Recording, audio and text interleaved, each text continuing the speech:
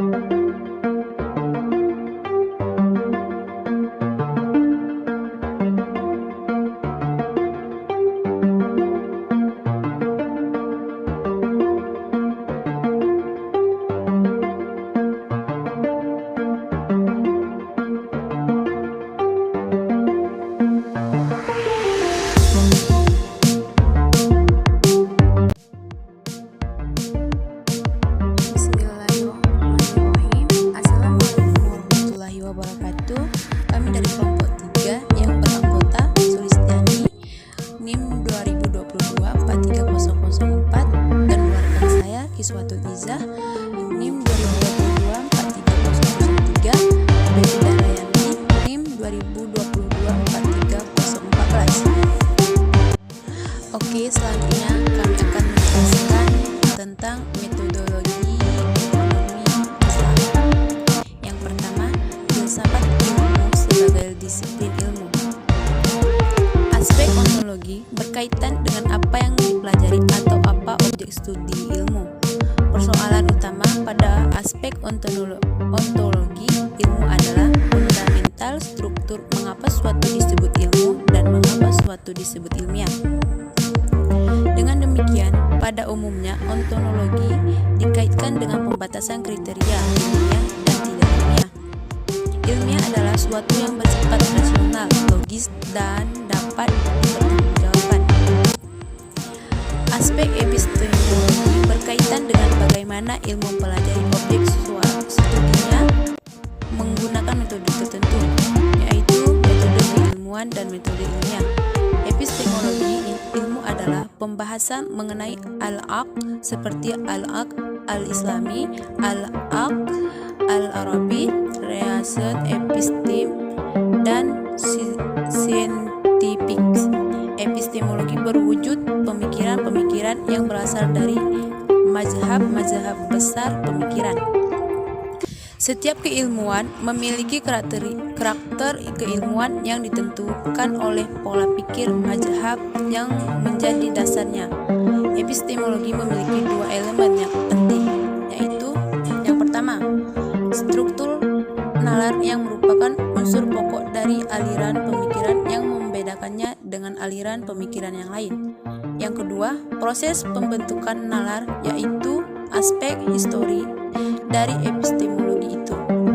Aspek epistemologi ilmu berkaitan dengan apa nilai guna dari ilmu. Di dalam aspek ini, ilmu sebagai produk berpikir keilmuan dapat bersifat positif dan normatif. Ilmu bersifat positif berkenaan dengan fungsi ilmu sebagai alat untuk mendeskripsikan, menjelaskan, dan memprediksi sebagai gejala dari objek studi yang dipelajari sebagai apa adanya.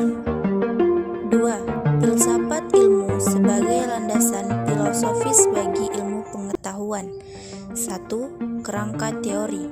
Teori itu penemuan yang dihasilkan oleh ilmuwan yang melakukan penelitian ilmiah terhadap masalah tertentu dalam lingkup bidang ilmu tertentu.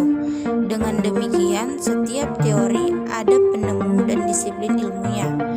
Ciri yang membedakannya dengan konsep al-tasawur, konsep merupakan hasil dari abstraksi al-tajrid setelah upaya penginderaan yang umumnya biasanya dilakukan oleh manusia. 2. Paradigma ilmiah. Dari asal pembentukannya, paradigma ilmiah itu juga berasal dari teori tertentu yang telah mengalami eskalasi atau escalation yang ditandai dengan perluasan objek dan perspektif yang lebih baru.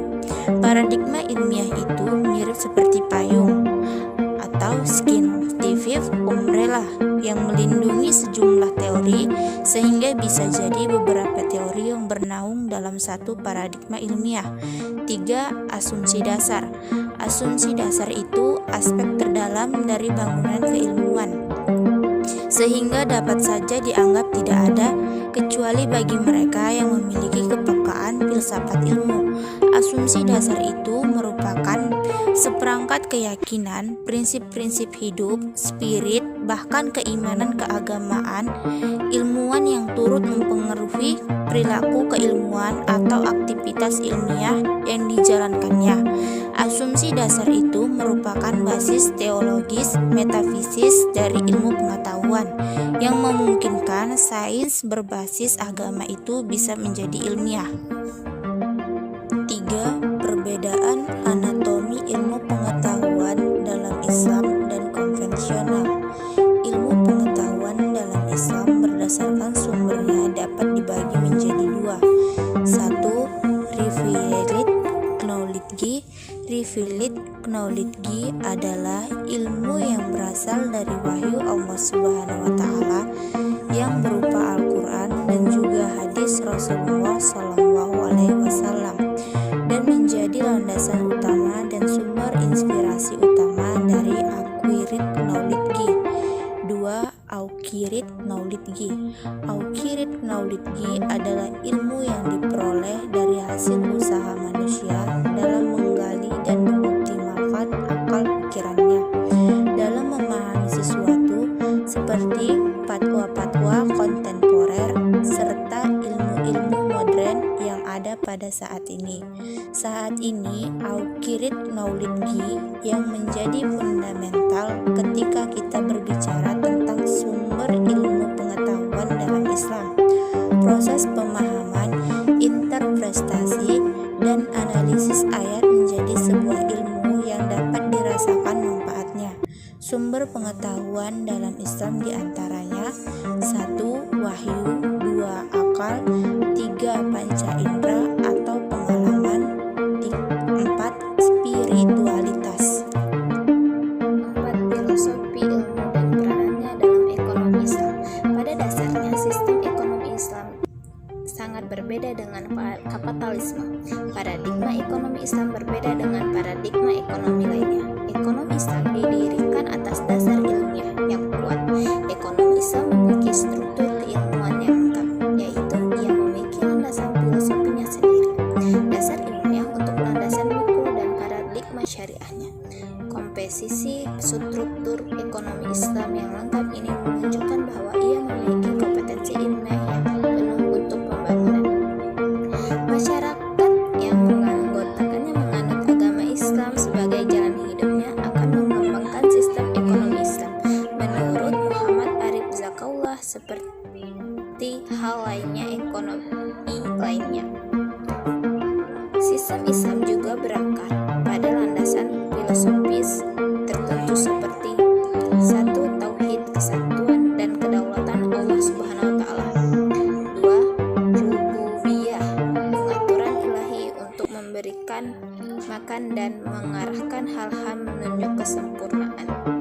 3. Khalafah, peran manusia sebagai wakil Allah Subhanahu wa taala di muka bumi. 4. Taqjiyah, pemurnian ditambah pertumbuhan. 5. Pertanggungjawaban di hari pembalasan dan implikasinya bagi kehidupan di dunia dan di akhirat. Oke, selanjutnya masuk ke aspek metodologi ekonomi Islam. Yang pertama, aspek ontologi ekonomi Islam. Ontologi berasal dari bahasa Yunani yang berarti keberadaan dan logos berarti ilmu pengetahuan. Adapun dalam arti lain, ontologi adalah pemikiran mengenai yang ada dan keberadaannya. Prinsip ontologi ini menegaskan tentang relativitas keputusan yang mana setiap keputusan mengungkapkan hubungan dari hal lain saat keputusan dibuat dengan hal yang sebenarnya terjadi saat keputusan itu dibuat. 2. Aspek epistemologi ekonomi Islam. Pendekatan kedua adalah epistemologi yang digunakan untuk melihat prinsip dasar, ciri-ciri dan cara kerja ilmu ekonomi Islam. Secara bahasa, epistemologi berasal dari Yunani, yaitu episteme dan logos. Episteme berarti pengetahuan, sedangkan logos berarti teori, uraian atau alasan. Namun, dalam cabang filsafat yang mengkaji secara mendalam tentang asal mula pengetahuan, struktur, metode, dan validitas pengetahuan, pengetahuan. Epistemologi hakikatnya membahas tentang filsafat pengetahuan yang berkaitan dengan sumber pengetahuan, bagaimana memperoleh pengetahuan tersebut, dan kesahihan pengetahuan. Epistemologi merupakan cara manusia untuk mencari kebenaran dan pengetahuan yang dapat diverifikasi dan disusun secara sistematis.